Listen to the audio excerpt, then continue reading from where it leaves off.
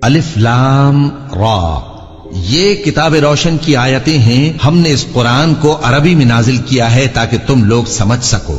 اے پیغمبر، ہم اس قرآن کے ذریعے سے جو ہم نے تمہاری طرف بھیجا ہے تمہیں ایک نہایت اچھا قصہ سناتے ہیں، اور تم اس سے پہلے بے خبر تھے. جب یوسف نے اپنے والد سے کہا کہ ابا، میں نے خواب میں 11 ستاروں اور سورج اور چاند کو دیکھا ہے، دیکھتا کیا ہوں کہ وہ مجھے سجدہ کر رہے ہیں. انہوں نے کہا کہ بیٹا، اپنے خواب کا ذکر اپنے بھائیوں سے نہ کرنا، نہیں تو وہ تمہارے حق میں کوئی چال چلیں گے.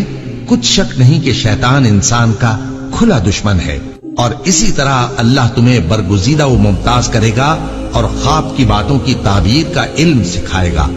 اور جس طرح اس نے اپنی نعمت پہلے تمہارے دادا پر دادا ابراہیم اور اسحاق پر پوری کی تھی، اسی طرح تم پر اور اولاد یعقوب پر پوری کرے گا.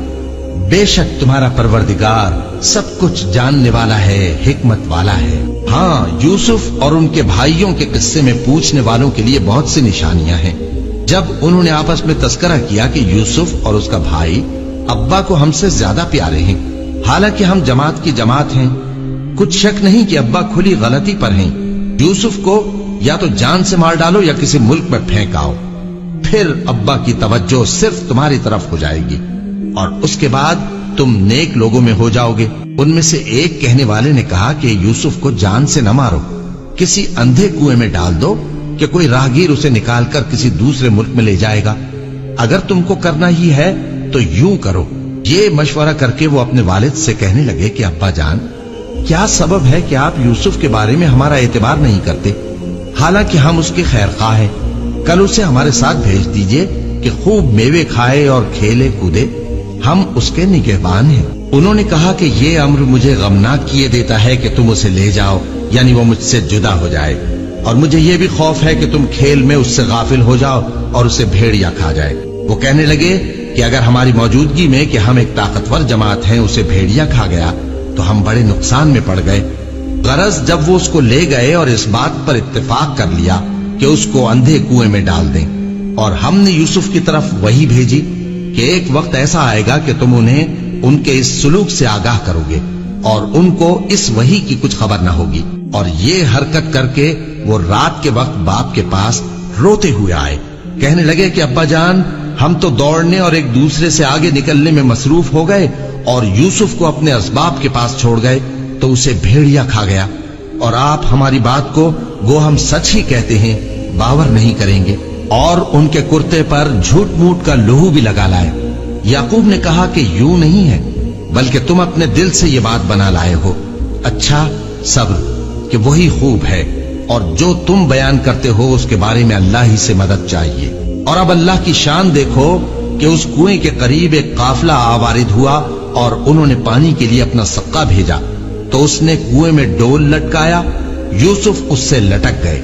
وہ بولا، زہے قسمت، یہ تو ایک لڑکا ہے، اور اس کو قیمتی سرمایہ سمجھ کر چھپا لیا. اور جو کچھ وہ کرتے تھے اللہ کو خوب معلوم تھا، اور انہوں نے اس کو تھوڑی سی قیمت یعنی معدود چند درہموں پر بیچ ڈالا، اور وہ اس سے بیزار ہو رہے تھے.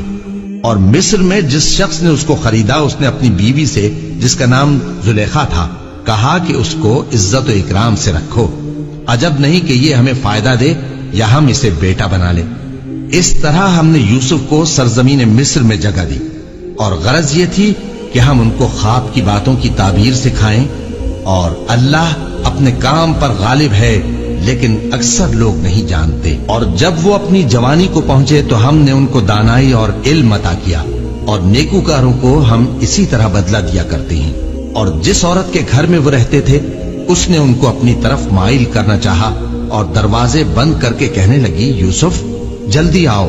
انہوں نے کہا کہ اللہ پناہ میں رکھے، وہ یعنی تمہارے میاں تو میرے آقا ہیں، انہوں نے مجھے اچھی طرح سے رکھا ہے، میں ایسا ظلم نہیں کر سکتا. بے شک ظالم لوگ فلاح نہیں پائیں گے. اور اس عورت نے ان کا قصد کیا اور انہوں نے اس کا قصد کیا. اگر وہ اپنے پروردگار کی نشانی نہ دیکھتے تو جو ہوتا سو ہوتا. یوں اس لیے کیا گیا کہ ہم ان سے برائی اور بے حیائی کو روک دیں. بے شک وہ ہمارے چنے ہوئے بندوں میں سے تھے. اور دونوں دروازے کی طرف بھاگے، آگے یوسف پیچھے زلیخا. اور عورت نے ان کا کرتا پیچھے سے پکڑ کر جو کھینچا تو پھاڑ ڈالا. اور دونوں کو دروازے کے پاس عورت کا خاوند مل گیا۔ تو عورت بولی کہ جو شخص تمہاری بیوی کے ساتھ برا ارادہ کرے اس کی اس کے سوا کیا سزا ہے کہ یا تو قید کیا جائے یا اسے دکھ کا عذاب دیا جائے۔ یوسف نے کہا اسی نے مجھ کو اپنی طرف مائل کرنا چاہا تھا، اور اس کے خاندان میں سے ایک گواہ نے گواہی دی کہ اگر اس کا کرتا آگے سے پھٹا ہو تو یہ سچی اور یوسف جھوٹا ہے، اور اگر کرتا پیچھے سے پھٹا ہو تو یہ جھوٹی اور وہ سچا ہے۔ سو جب اس کا کرتا دیکھا تو پیچھے سے پھٹا تھا، تب اس نے زلیخا سے کہا کہ یہ تمہارا ہی فریب ہے، اور کچھ شک نہیں کہ تم عورتوں کے فریب بڑے بھاری ہوتے ہیں۔ یوسف اس بات کا خیال نہ کر، اور زلیخا تو اپنے گناہ کی بخشش مانگ، بے شک خطا تیری ہی ہے۔ اور شہر میں عورتیں گفتگویں کرنے لگیں کہ عزیز کی بیوی اپنے غلام کو اپنی طرف مائل کرنا چاہتی ہے اور اس کی محبت اس کے دل میں گھر کر گئی ہے، ہم دیکھتی ہیں کہ وہ کھلی گمراہی میں ہے۔ پھر جب زلیخا نے ان عورتوں کی گفتگو جو حقیقت میں دیدار یوسف کے لیے ایک چال تھی سنی، تو ان کے پاس دعوت کا پیغام بھیجا اور ان کے لیے ایک محفل مرتب کی، اور پھل تراشنے کے لیے ہر ایک کو ایک ایک چھری دی، اور یوسف سے کہا کہ ان کے سامنے آؤ۔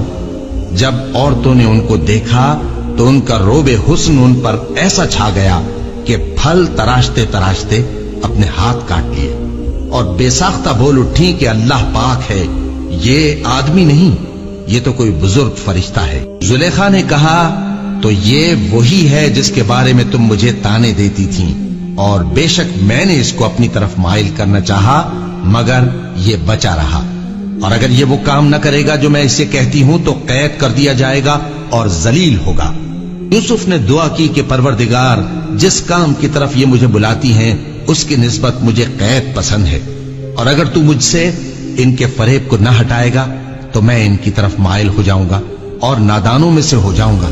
پس ان کے رب نے ان کی دعا قبول کر لی اور ان سے عورتوں کا داؤں ٹال دیا، بے شک وہی تو سننے والا ہے، جاننے والا ہے۔ پھر باوجود اس کے کہ وہ لوگ ان کی بے گناہی کے نشان دیکھ چکے تھے، ان کی رائے یہی ٹھہری کہ کچھ عرصے کے لیے ان کو قید ہی کر دیں، اور ان کے ساتھ دو اور جوان بھی داخل زندہ ہوئے۔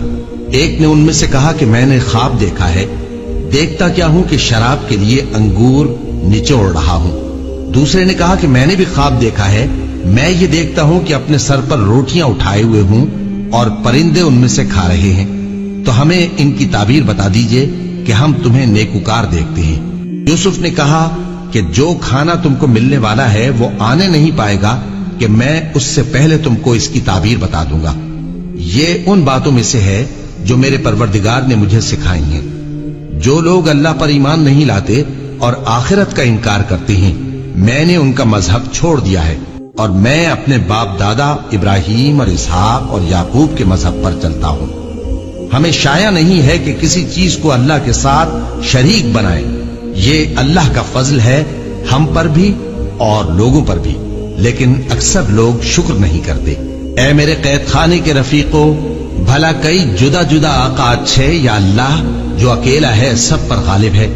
جن چیزوں کی تم اللہ کے سوا پرستش کرتے ہو وہ صرف نام ہی نام ہے جو تم نے اور تمہارے باپ دادا نے رکھ لیے ہیں، اللہ نے ان کی کوئی سند نازل نہیں کی۔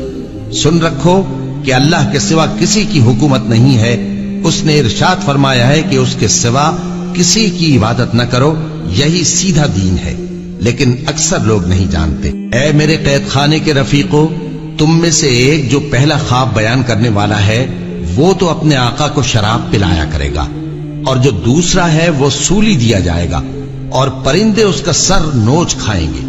جو بات تم مجھ سے پوچھتے تھے وہ فیصل ہو چکی ہے، اور ان دونوں میں سے جس کی نسبت یوسف نے خیال کیا کہ وہ رہائی پا جائے گا، اس سے کہا کہ اپنے آقا سے میرا ذکر بھی کر دینا۔ پھر شیطان نے اسے ان کا اپنے آقا سے ذکر کرنا بھلا دیا، اور یوسف کئی برس قید خانے ہی میں رہے۔ اور بادشاہ نے کہا کہ میں نے خواب دیکھا ہے، دیکھتا کیا ہوں کہ 7 موٹی گائیں ہیں جن کو 7 دبلی گائیں کھا رہی ہیں، اور 7 خوشے سبز ہیں اور 7 خشک۔ اے درباریو، اگر تم خوابوں کی تعبیر دے سکتے ہو تو مجھے میرے خواب کی تعبیر بتاؤ۔ انہوں نے کہا یہ خواب تو پریشان خیالی سے ہیں، اور ہمیں ایسے خوابوں کی تعبیر نہیں آتی۔ اور وہ شخص جو دونوں قیدیوں میں سے رہائی پا گیا تھا اور جسے مدت کے بعد وہ بات یاد آ گئی، بول اٹھا کہ میں آپ کو اس کی تعبیر لا بتاتا ہوں، مجھے قید خانے جانے کی اجازت دیجیے۔ غرض وہ یوسف کے پاس آیا اور کہنے لگا، یوسف، اے بڑے سچے یوسف، ہمیں اس خواب کی تعبیر بتائیے کہ 7 موٹی گایوں کو 7 دبلی گائیں کھا رہی ہیں، اور 7 خوشے سبز ہیں اور 7 سوکھے، تاکہ میں لوگوں کے پاس واپس جا کر تعبیر بتاؤں۔ عجب نہیں کہ وہ تمہاری قدر جانے۔ انہوں نے کہا کہ تم لوگ 7 سال متواتر کھیتی کرتے رہو گے، تو جو غلہ کاٹو تو تھوڑے سے غلے کے سوا جو کھانے میں آئے باقی کو خوشوں میں ہی رہنے دینا۔ پھر اس کے بعد خشک سالی کے 7 سخت سال آئیں گے کہ جو غلہ تم نے جمع کر رکھا ہوگا وہ سب کو کھا جائیں گے، صرف وہی تھوڑا سا رہ جائے گا جو تم احتیاط سے رکھ چھوڑو گے۔ پھر اس کے بعد ایک ایسا سال آئے گا کہ خوب مے برسے گا اور لوگ اس میں رس نچوڑیں گے۔ اور یہ تعبیر سن کر بادشاہ نے حکم دیا کہ یوسف کو میرے پاس لے آؤ۔ سو جب قاصد ان کے پاس گیا تو انہوں نے کہا کہ اپنے آقا کے پاس واپس جاؤ اور اس سے پوچھو کہ ان عورتوں کا کیا حال ہے جنہوں نے اپنے ہاتھ کاٹ لیے تھے، بے شک میرا پروردگار ان کے فریب سے خوب واقف ہے۔ بادشاہ نے عورتوں سے پوچھا کہ تمہارا کیا قصہ تھا جب تم نے یوسف کو اپنی طرف مائل کرنا چاہا؟ سب بول اٹھیں کہ اللہ پاک ہے، ہم نے اس میں کوئی برائی معلوم نہیں کی۔ عزیز کی بیوی نے کہا، اب سچی بات تو ظاہر ہو ہی گئی ہے، اصل یہ ہے کہ میں نے اس کو اپنی طرف مائل کرنا چاہا تھا اور وہ بے شک سچا ہے۔ یوسف نے کہا کہ میں نے یہ بات اس لیے پوچھی ہے کہ عزیز کو یقین ہو جائے کہ میں نے اس کی پیٹھ پیچھے اس کی امانت میں خیانت نہیں کی، اور اللہ خیانت کرنے والوں کی چال کو چلنے نہیں دیتا، اور میں اپنے آپ کو پاک صاف نہیں کہتا، کیونکہ نفس امارہ انسان کو برائی ہی سکھاتا رہتا ہے، مگر یہ کہ میرا پروردگار رحم فرمائے، بے شک میرا پروردگار بخشنے والا ہے، مہربان ہے۔ اور بادشاہ نے حکم دیا کہ اسے میرے پاس لاؤ، میں اسے اپنا مصاحب خاص بناؤں گا۔ پھر جب ان سے گفتگو کی تو کہا کہ آج سے تم ہمارے ہاں صاحب منزلت ہو اور صاحب اعتبار ہو۔ یوسف نے کہا، مجھے زرعی پیداوار پر مقرر کر دیجئے، کیونکہ میں حفاظت بھی کر سکتا ہوں اور اس کام سے واقف بھی ہوں۔ اس طرح ہم نے یوسف کو ملک مصر میں جگہ دی اور وہ اس ملک میں جہاں چاہتے تھے رہتے تھے۔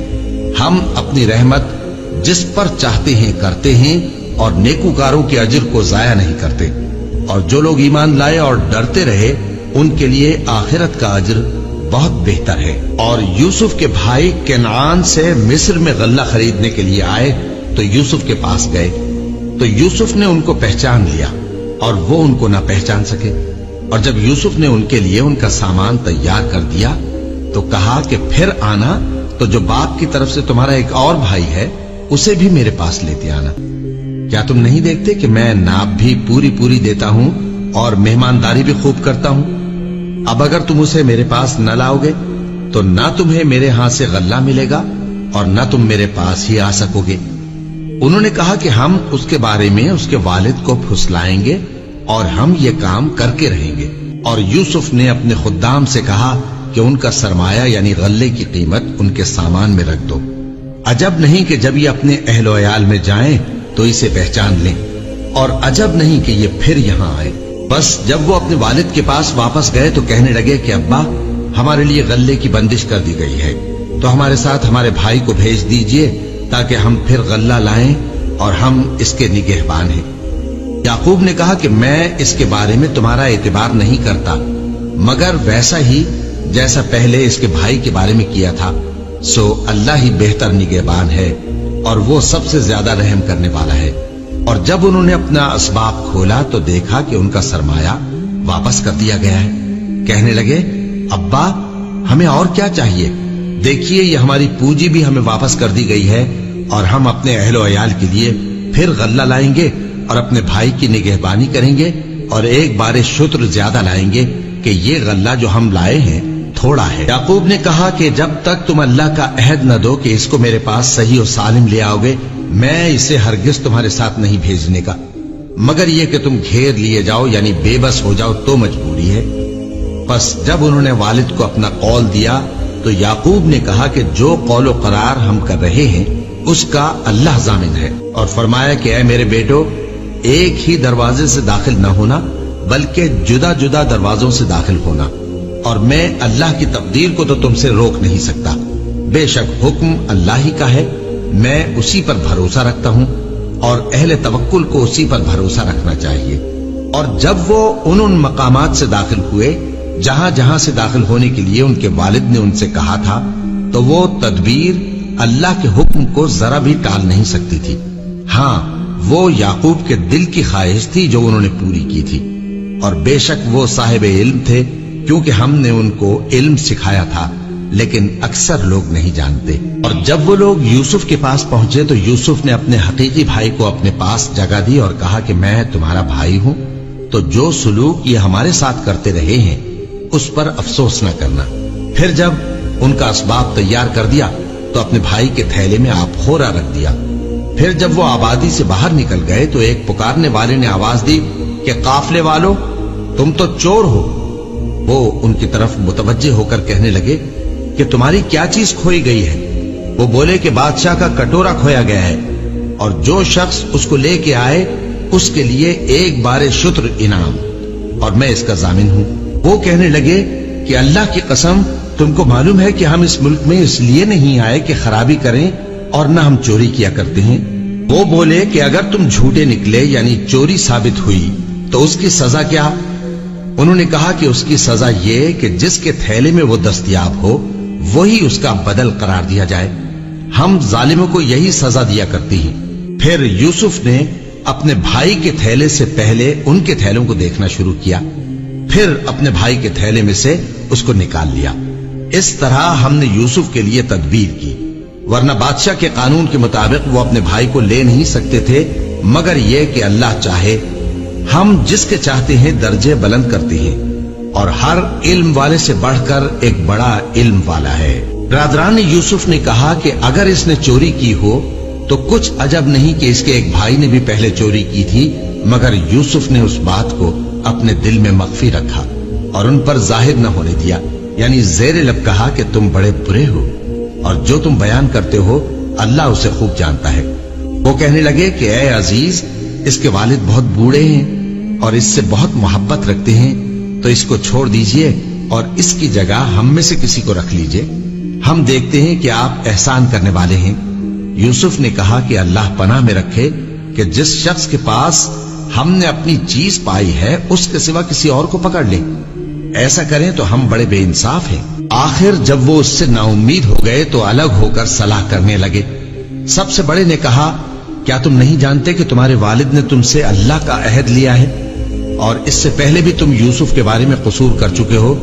تو جب تک والد صاحب مجھے اجازت نہ دیں میں تو اس جگہ سے ہلنے کا نہیں، یا اللہ میرے لیے کوئی فیصلہ کرے، اور وہ سب سے بہتر فیصلہ کرنے والا ہے۔ تم سب والد صاحب کے پاس واپس جاؤ اور کہو کہ ابا، آپ کے صاحبزادے نے وہاں جا کر چوری کی، اور ہم نے تو اپنی دانست کے مطابق آپ سے اس کے لے آنے کا عہد کیا تھا، مگر ہم غیب کی باتوں کے جاننے اور یاد رکھنے والے تو نہیں تھے، اور جس بستی میں ہم ٹھہرے تھے وہاں سے یعنی اہل مصر سے اور جس قافلے میں آئے ہیں اس سے دریافت کر لیجئے، اور ہم اس بیان میں بالکل سچے ہیں۔